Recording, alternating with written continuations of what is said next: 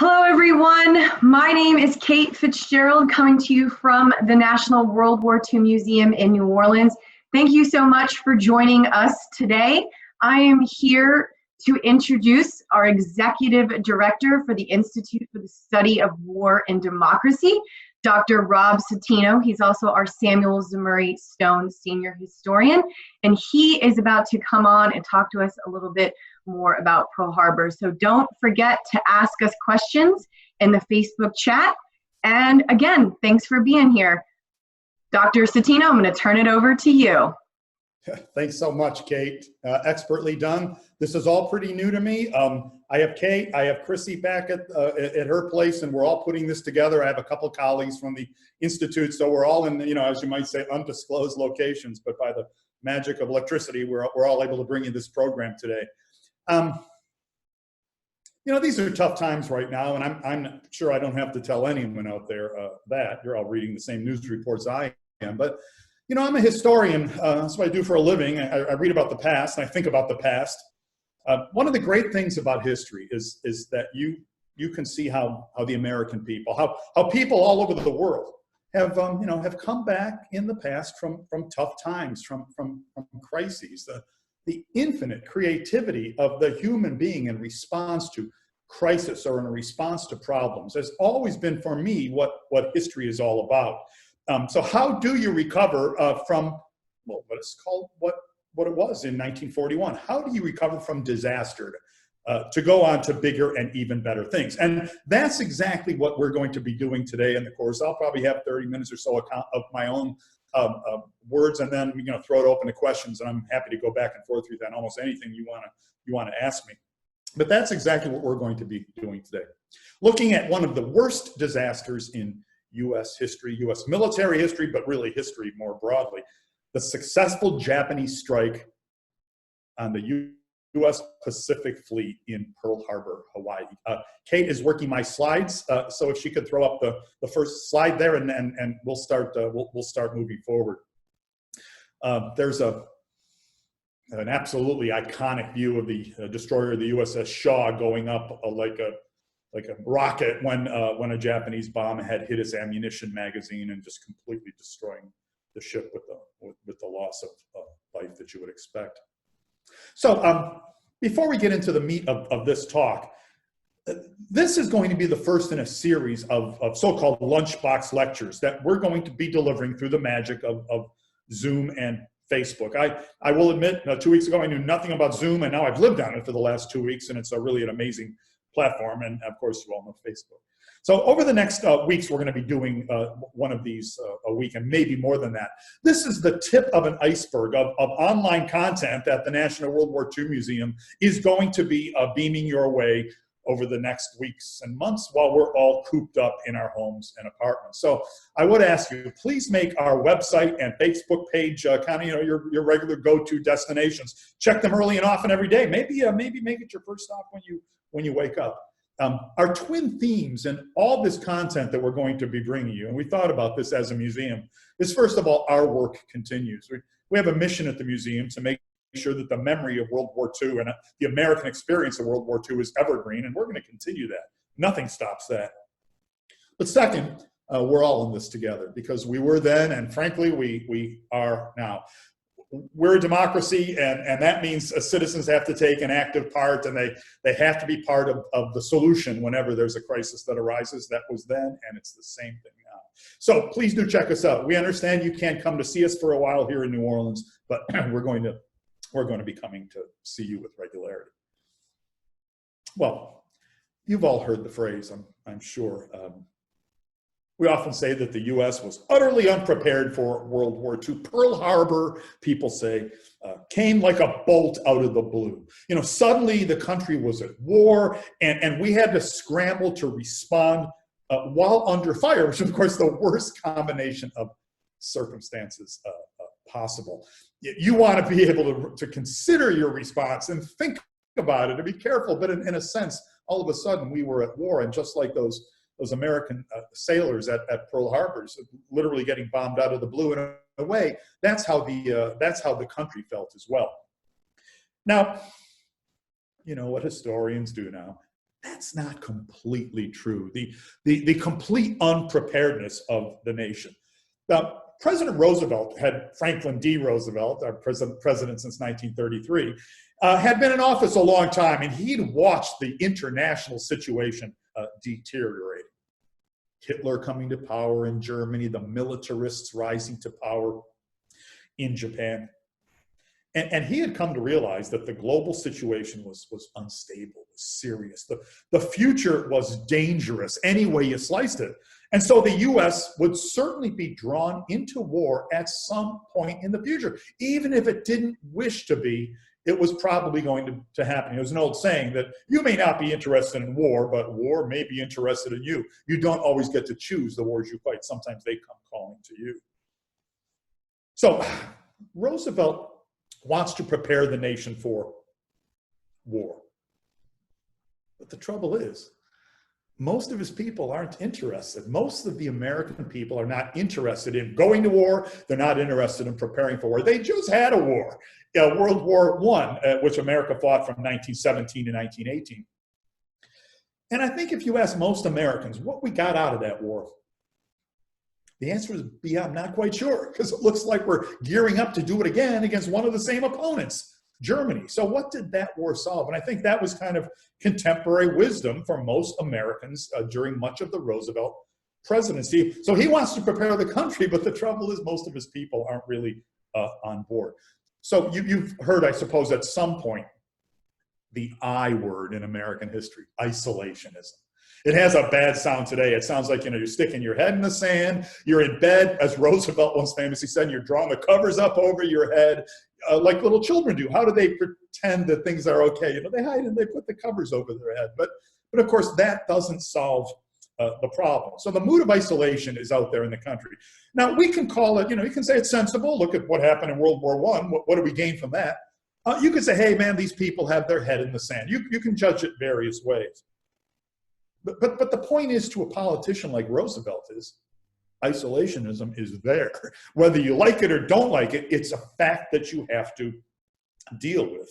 So it's real, and FDR knows it. There's a very famous description or a definition of politics. What is politics? It's the art of the possible. You might want to turn the United States into a perfect society overnight, but you're probably going to fail.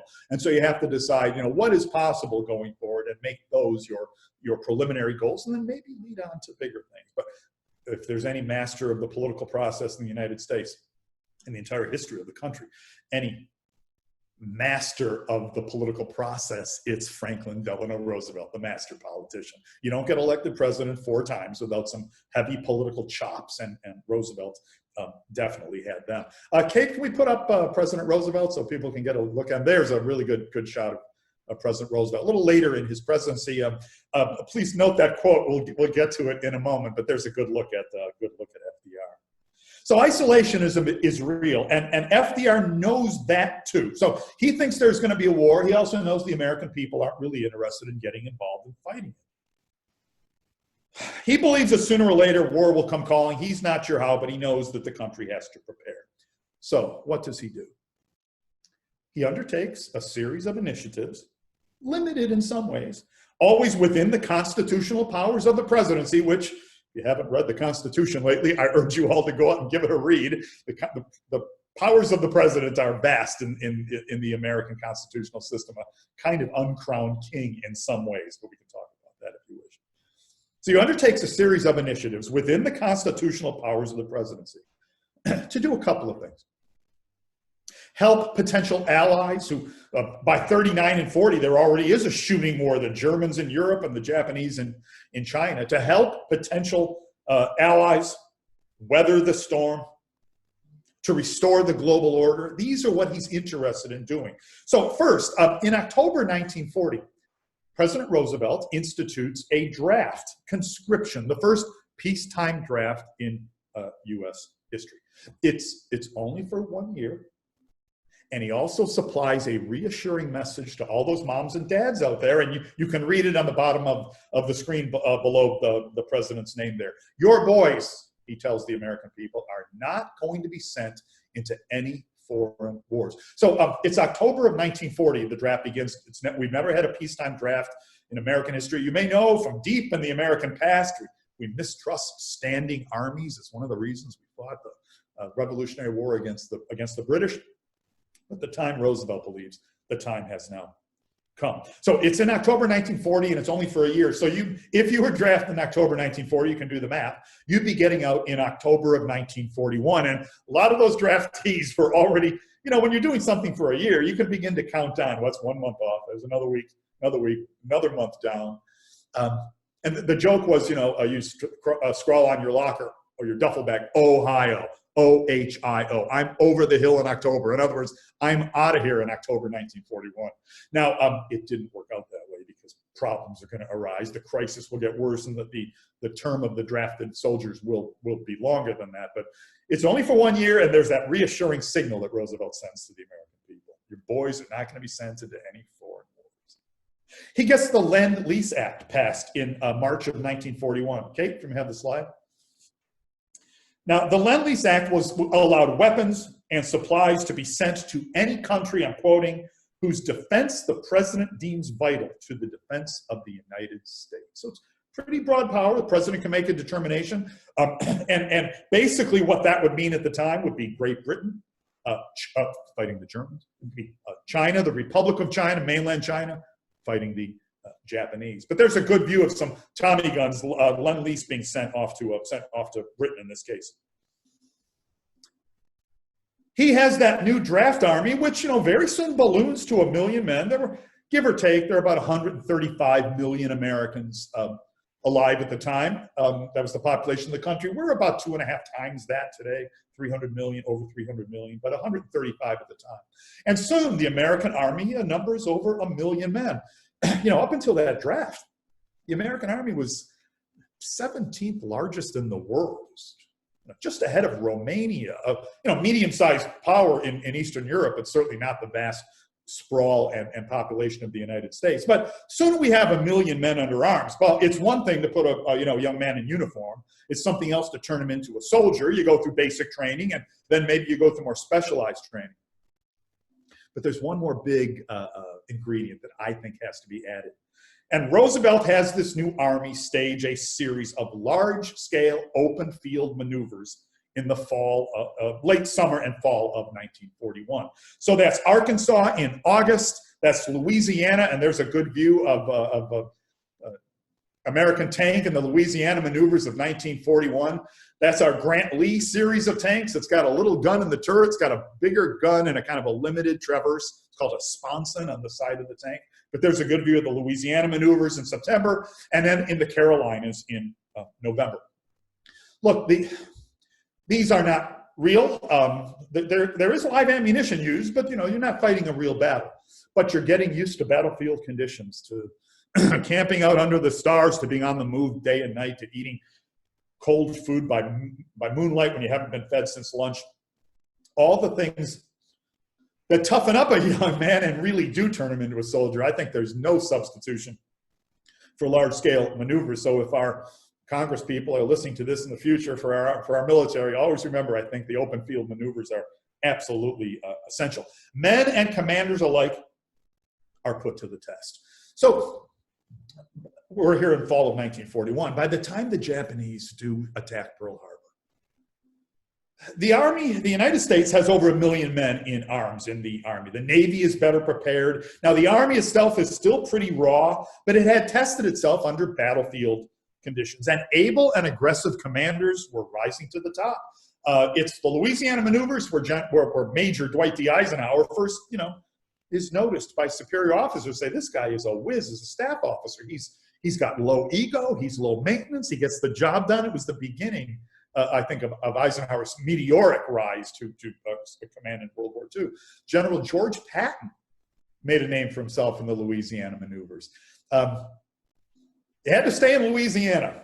Patton crosses the river over into Texas and has his armor division gas up at gas stations along the way, recross back into Louisiana, and attack Shreveport from the north. So Shreveport, Louisiana was the city that was being fought over in the Louisiana Maneuver. So again, shout out to all my friends in Shreveport. I hope some of you are on the stream right now.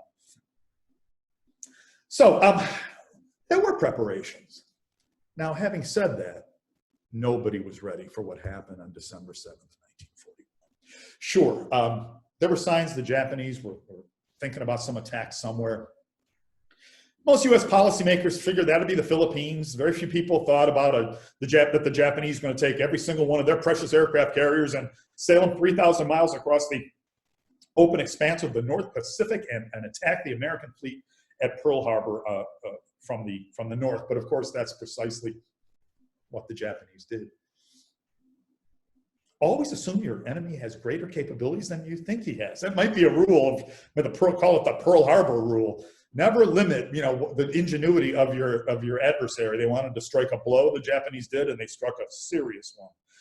On December 7th, 1941, the Japanese launched their highly successful surprise attack on the U.S. fleet at Pearl Harbor. By the way, you may see occasionally I'm going to be looking down here in case questions are coming in or I'm being given directives about time. So I want to reassure everyone, I'm not looking at my 401k because who wants to see that right now? So December 7th, 1941, extremely successful Japanese surprise attack on the U.S. fleet at Pearl Harbor, which destroys much of it in the process. 2 days later, as if on cue, because it was a cue, Adolf Hitler's Germany declared war on the United States. And the United States, after a couple decades of really trying to stay out, was now truly at war and shaken to their core. The Japanese attack was meant to be a kind of a shock and awe kind of blow, a surprise bolt out of the blue that would not only wreck the U.S. Pacific Fleet, but shock the Americans so much they would realize, well, it's going to be impossible to ever come back against these kind of odds in the Pacific. And that was part of the Japanese calculation. But that didn't work out. The sense of shock that the American people were feeling soon turned to rage, especially rage against the Japanese. It was one thing to have the Germans declare war, and yes, that you can't turn it down. People declare war on you, you're at war with them. But the real American outrage was, of course, directed against the power that had directed the Pearl Harbor raid, that carried out the Pearl Harbor raid, and that's Japan. So there's a sense of rage, and that soon turns to a sense of a grim determination to win this war no matter what it took. And America is going to be at war from December of 1941 to September of 1945. So it's less than 4 years. But in that 4 years, while there were occasional moments of war weariness because the casualties were high and the fight was bitter, and some days the news seemed horrible, like you just didn't want to read a newspaper. Similar to today, I suppose. Despite all those problems and the low points, I would say that the determination of the American people to carry on the struggle never really diminished in any way, shape, or form. I think that's probably true. Now, surveying the wreckage of their fleet in the days and weeks after Pearl Harbor, American leaders at all levels realized that coming back from this disaster wasn't going to be easy. Nobody sold anyone a bill of goods like, hey, we'll take care of this next week, or it'll be done in a month. It wasn't going to be easy. Winning this war was going to mean converting a peacetime economy that was designed to produce consumer goods. Ford Motors, for example, producing, as you know, automobiles. But here is the monster Ford plant at Willow Run, Michigan, outside of Ypsilanti, now, converted to 4-engine bombers. And we can leave that one up for a while. We'll have some occasion to talk about it later as well. But you had to take that peacetime economy, consumer goods, and convert it to wartime. You had to produce millions of tons of supplies, tens of thousands of aircraft and planes, specialized equipment to cross the oceans, amphibious craft to land massive armies on foreign shores. The problem, if you're America and you're fighting Japan and Germany, is you're separated by an ocean on both sides. Normally that's good. It gives the country some protection. But if you're going to carry the fight to the enemy, in both these cases, you're going to have to produce gigantic armies that are then able to be loaded on ships and boats, and enough of those ships and boats to carry the whole thing abroad and get it ready to carry out its duty. So you had to land massive armies on foreign shores, and I would say the number one challenge from the very beginning of our involvement in World War II was that one. Above all, there was a question, and that was, could the U.S. produce, train, and equip the high-quality fighting forces that were going to be needed to get this job done? So Pearl Harbor is December 7th, and those questions are swirling around Washington over the next couple of months. While policymakers were asking those tough questions, and that's the kind of policymakers you want, people are facing the reality of a tough situation. the American people were demanding action. They didn't want to sit around. You know, the most dangerous words you hear as a politician is when the American people are saying, we've got to do something. Because, you know, you got to do something. You got elected, and if you want to keep getting elected, you have to remain responsive to the people. But you also want to make sure you're doing not just something, but the right thing. So the American policymakers are asking questions. The American people are demanding action. And, you know, what they want, just to put it in its most basic form, they want revenge, vengeance for what happened in Pearl Harbor. So, what were the action items then that I think we can point to? I basically list them as 3. Perhaps what was most important is what the United States did not do in response to Pearl Harbor. From FDR on down, U.S. commanders knew that the very worst course of action they could take would be to go off half-cocked and launch some hastily designed, poorly planned, under-resourced military operation. There's the worst thing you could do. Yes, it might make people feel better.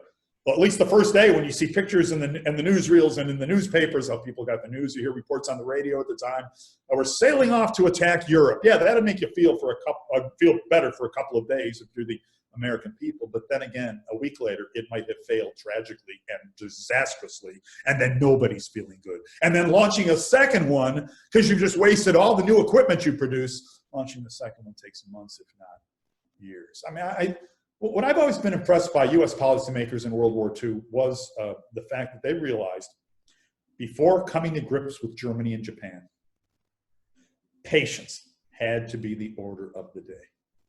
And so I think the first action item is kind of inaction. It's to be patient and make sure that we have what it takes to go on and get the job done. December 1941, of course, is Pearl Harbor, and I guess the iconic moment for Americans in Europe would be our boys storming Omaha Beach in June of 1944. That's how long that took to prepare that. It's 2.5 years. And then in the Pacific, it's, you know, our Marines on Iwo Jima, and that's not to February of 1945. That's a long time after Pearl Harbor. So there had to be some patience, even though I would say in wartime and in crisis time, patience is probably the thing that's in shortest supply. After patience came production. I'm not doing this on purpose as a series of alliterations beginning with P, but I think that's the way they're going to work out. So along with patience came production, industrial production. In January of 1942, FDR created the War Production Board, the WPB, to convert industries from peace to wartime, to allocate scarce materials of, collecting rubber for the thousands and tens of thousands and millions of tires that are going to be necessary for all these vehicles. Prohibiting non-essential production. Nylon stockings, I guess, might be one to mention. Refrigerators for the consumer market. If Frigidaire wants to keep moving during World War II, they're going to have to convert to wartime production, and they do, producing aircraft parts and sometimes whole aircraft. And that's just one example amongst thousands. The WPB, War Production Board, enacted a series of measures to control wages and prices. We like the market in America as a way of regulating how much people make and what things cost, but there was an emergency, and for the time being, we're going to have some central direction from Washington. This production was going to have to include production of vehicles and ships, tanks and aircraft, rifles and artillery. All of these measures skyrocket. The number of cartridges, that is bullets, produced by U.S. industry in World War II is in the hundreds of millions, and maybe even more than that. But production skyrocketed in 1942 as the United States became what FDR liked to call, it's a great phrase, it's the name of one of our galleries at the National World War II Museum, which I hope when this is all passed over, you'll come and visit us and see it for yourself, the arsenal of democracy. That's how Roosevelt saw the United States. We were going to produce for ourselves, but we're also going to produce for all those other countries who were fighting alongside us to vanquish Imperial Japan and Nazi Germany. The arsenal of democracy, it turned into an economy that could practically outproduce the rest of the world combined all by itself. So we have this picture of the Willow Run assembly plant, a B-24 Liberator bomber, which is what you're seeing on that assembly line. Henry Ford said, we can produce one of those an hour. People said, you're crazy. And, it's the same thing they said to him about producing the Model T and everything else he'd done before. It's an assembly line over a mile long, and it has an L shape. I mean, it bends. It goes off on a 90-degree angle to keep the whole thing inside the same county. I will, full disclosure, I lived in Ypsilanti, Michigan for many years, and that's Washtenaw County, Michigan. If you kept the whole thing in the same county, you were better off for tax purposes. But Kaiser shipyards will be turning out gigantic transports called Liberty ships at a rate of 1 per week as this war goes on. And so over and over again, I think we have another shot, Kate, of Consolidated, don't we? There's Consolidated Aircraft, the Fort Worth assembly plant. But you can just see you can count. I mean, it's not countless, but it's like an infinity of aircraft. And all these plants look the same way. And that was, coast to coast in the United States, ships and tanks and guns and planes just being churned out in an abundance that almost, I'm an Italian, I talk, I got words for everything, I wave my arms crazily. Sometimes I lack words to say exactly, what the productive capacity of the United States was, because it was essentially shouldering much of the burden of not only itself, but also its allies.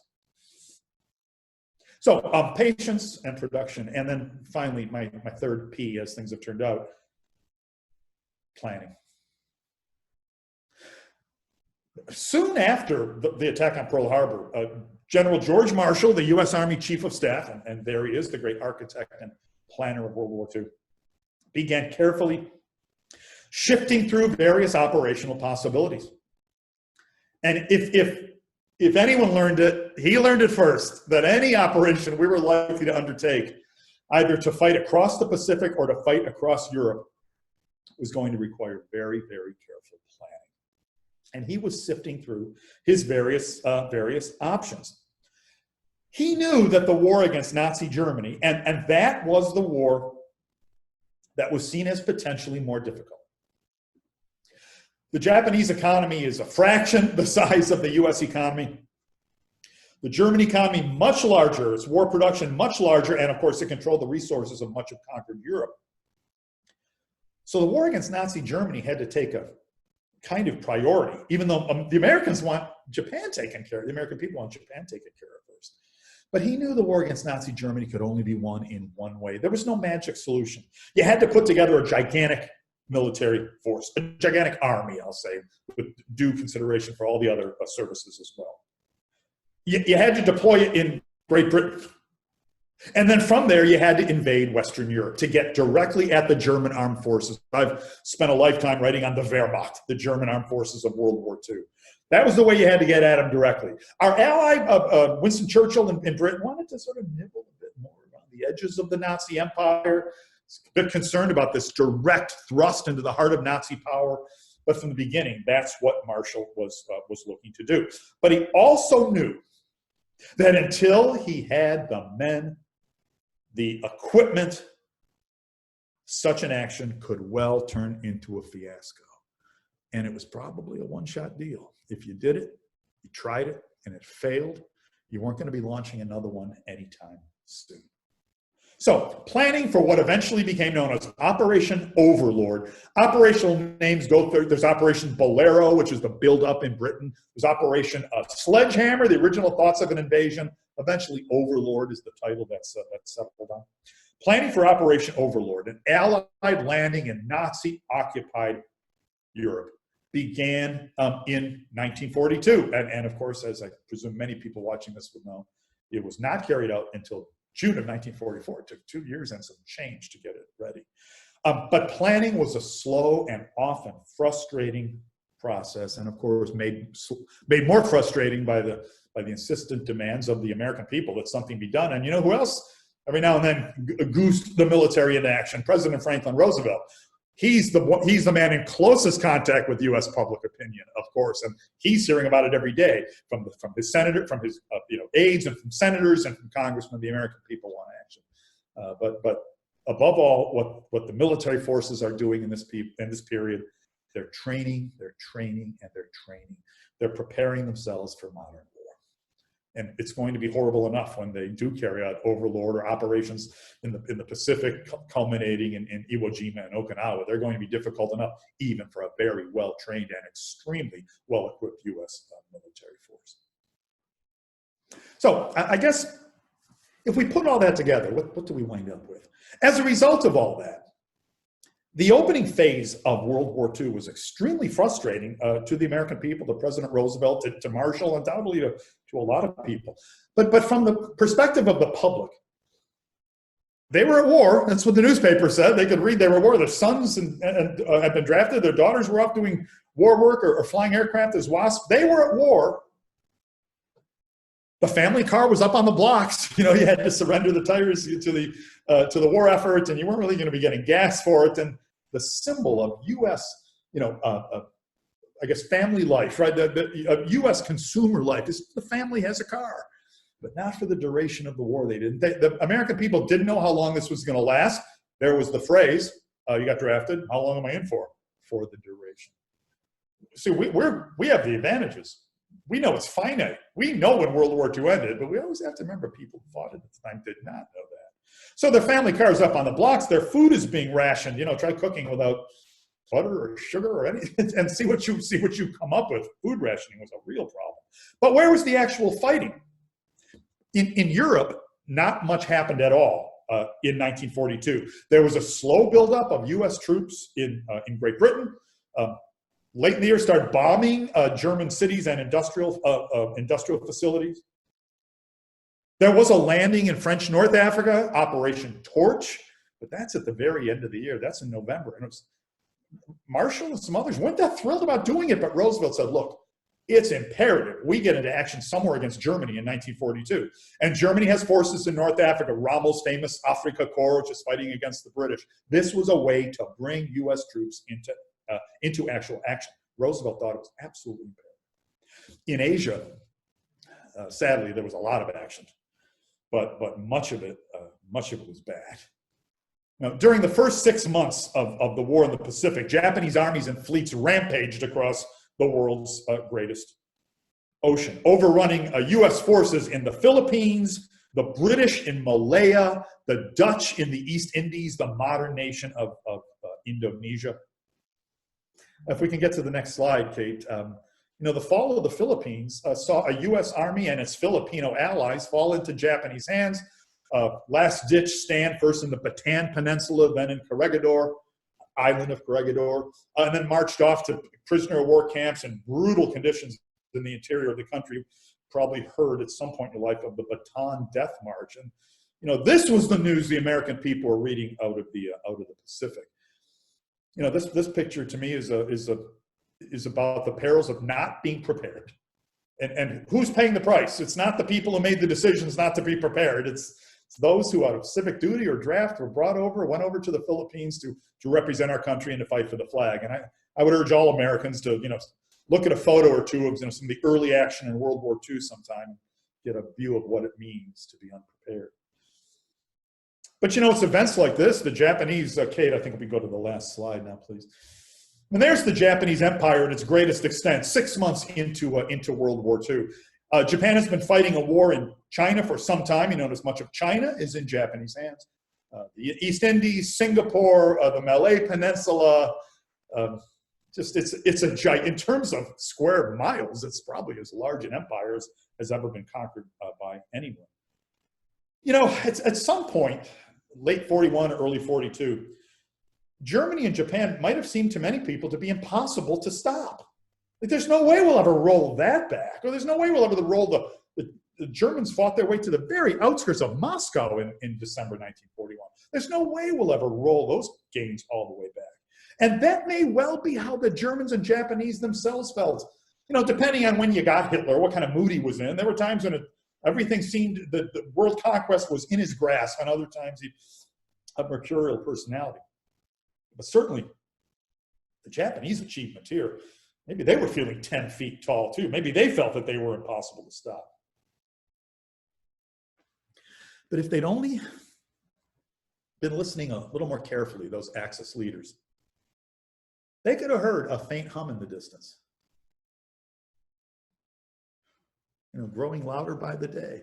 U.S. factories producing weapons and supplies, tanks and planes, 24/7, at a pace never before seen in human history. And those weapons being produced by a people who were united in their determination to triumph. And this, to me, is really the lesson of sort of recovering from Pearl Harbor. This was the crucial year of the war, maybe the crucial 6 months of the war, when we concentrated on patience, production, and planning. The 3 Ps that eventually paid off in victory for the United States and its allies. So those are the comments, the prepared comments I have for you today. I think we're about at the 35-minute mark. I've got some wizards who are back at the ranch, the virtual ranch. And let me see what we have, if any questions have come in yet. Anything from you guys over on the Facebook feed?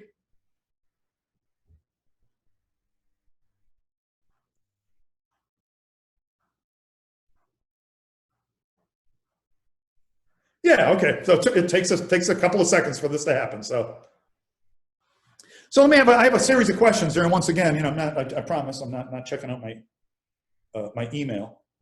Lois wants to know, hello Lois, is there a book you recommend on the 1941 maneuvers?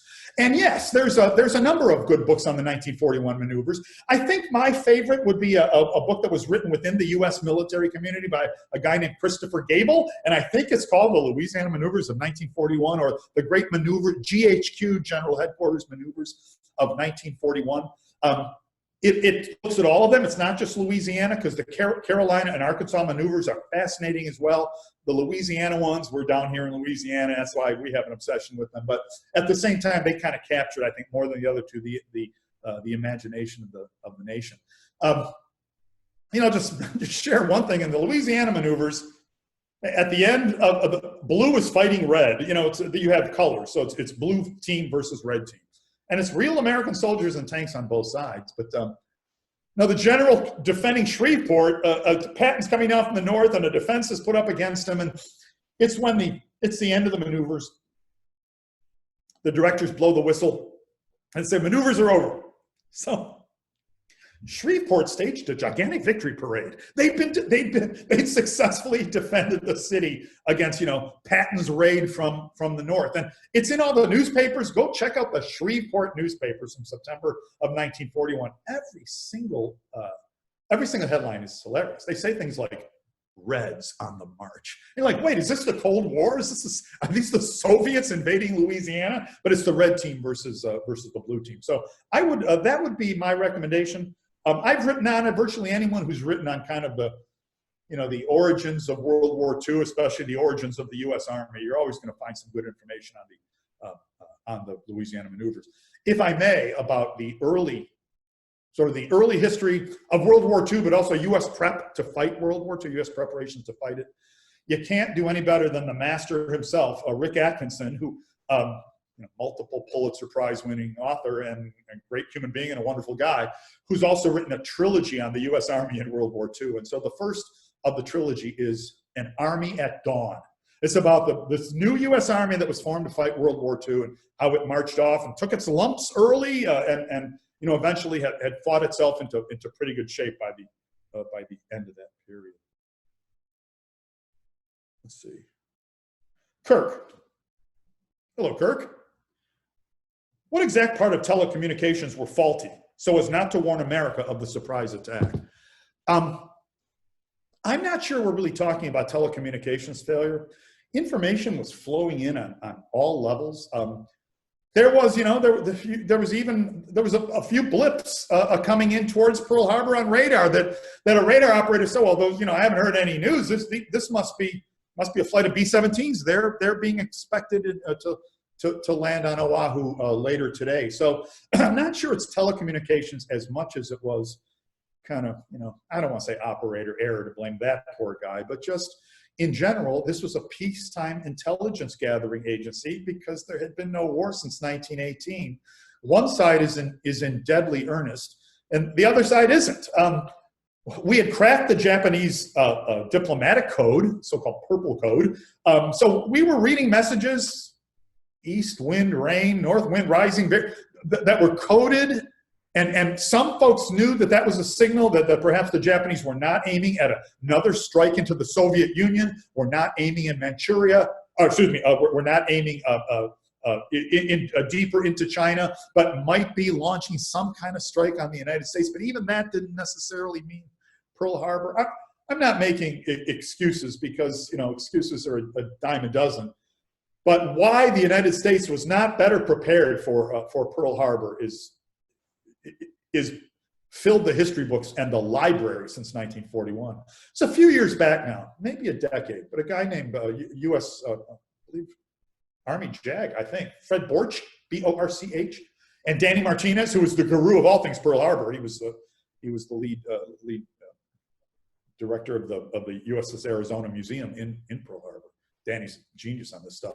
They wrote a book together, which kind of, summed up, they weren't really doing original research on it, but they summed up everything that everybody had amassed, all the information that had been amassed. And, if you add it all up and you and I are sitting there and we say, man, oh man, somebody should have been able to figure that out, Kirk. But we're not there. We're sitting here and we have nothing else on our plate to talk about this issue. So sometimes when I give that answer, I know it's unsatisfying to people. There have been no dearth, no lack of conspiracy theories about who knew what beforehand. I was interviewed, I was on radio for something at the 75th anniversary of Pearl Harbor, which would be 2016. And I said this: there was no conspiracy involving President Roosevelt, because there wasn't. And then, I got back to my office and the phone was already ringing off the hook, and, about people who really do believe in their heart of hearts, and they have various explanations for it. Some are more plausible than others. But I'm not sure, the point is, I'm not sure it was a telecommunications failure as much as a failure of human interaction and a failure of the synchronization of various intelligence agencies, each of whom had a piece of the puzzle but was unable to put the whole thing together.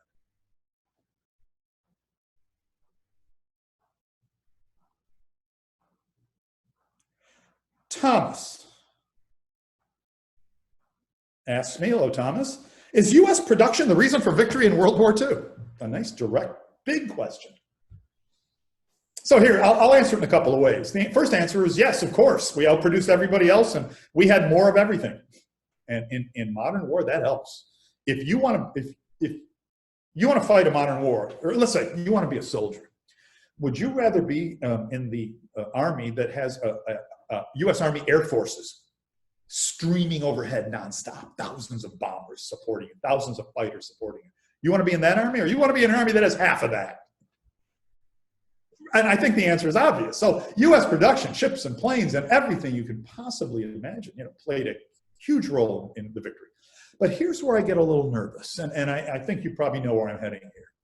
You can produce all the weapons in the world.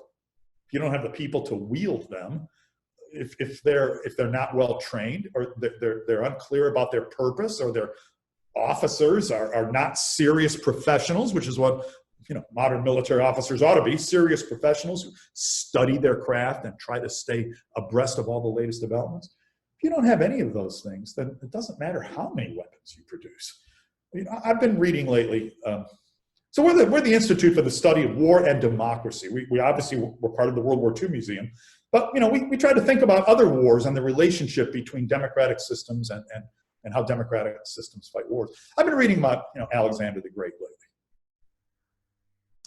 And in 331 BCE, at the Battle of Gaugamela, he commanded, 40,000 men, and he beat a Persian army under Darius III that was 4 to 5 or 6 times the size of his own. The night before, he gathered the men and said, look, I know things look tough. That army out there is huge. But remember that you're free men, and they're not. You're better trained than they are. You've beaten them already. You have me, Alexander said. And they're stuck with Darius, and he's no match for me. So I don't think we can ever say that simple industrial production is the key to victory in any kind of modern wartime situation. I think, although I'm probably overstating here, it can be insulting to the men and women who actually fought the war.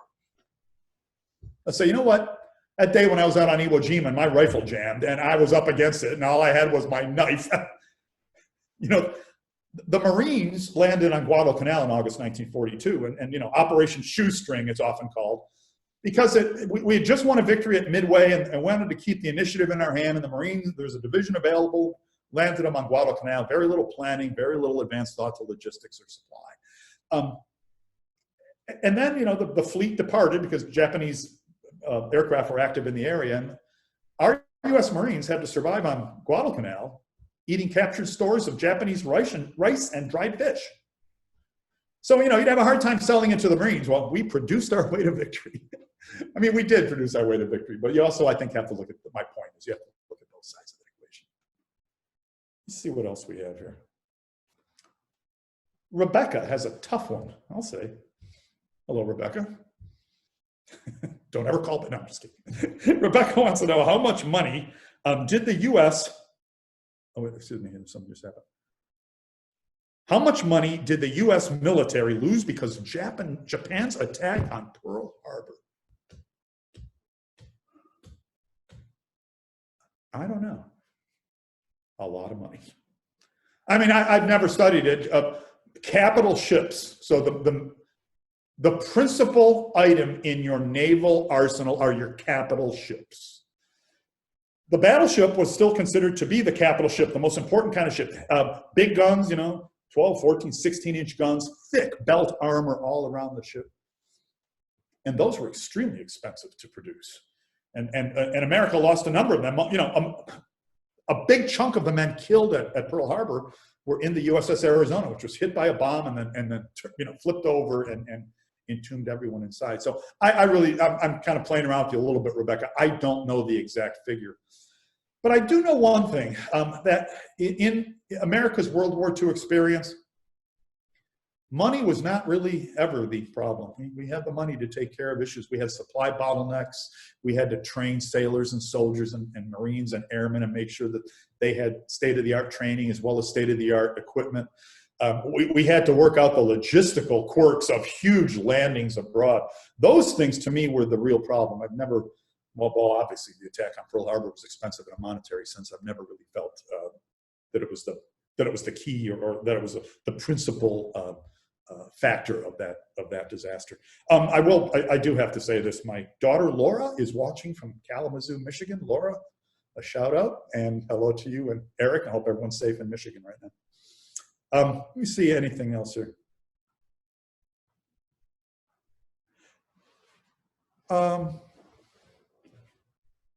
Rusty, did the Germans or Japanese have 24/7 military production like the Americans? Yes, they did. In both cases, they weren't able to match American production. The Germans, the most horrible aspect of, well, one of the most horrible aspects of the German war effort is the almost complete reliance on slave labor in much of their armament manufacturing sector. You know, I don't know why we're still learning this lesson, why Hitler had to learn this lesson in the 1940s. People who feel like they're in a just cause and are being paid decently and where the conditions are decent will produce far more and far more efficiently than slaves who are, you know, literally being chained to their lathes and drill presses and being fed a starvation diet because when they die, you have some more slaves, either Jews taken from concentration camps or Soviet prisoners of war or whoever it might be. So there was 24/7 production, and in Japan likewise. But neither Japan or Germany ever really achieved, I think, the economies of scale that the vastness of the U.S. Economy allowed the Americans to develop. You can look at a picture of U.S. tanks being turned out on an assembly line, and it's mechanized, man. You look at a picture of German tanks that are being designed, the later Panther, the Mark V or the Mark VI Tiger. individuals are crawling all over them, tightening a bolt, doing this, doing that. It's very little machine power, very little rationality.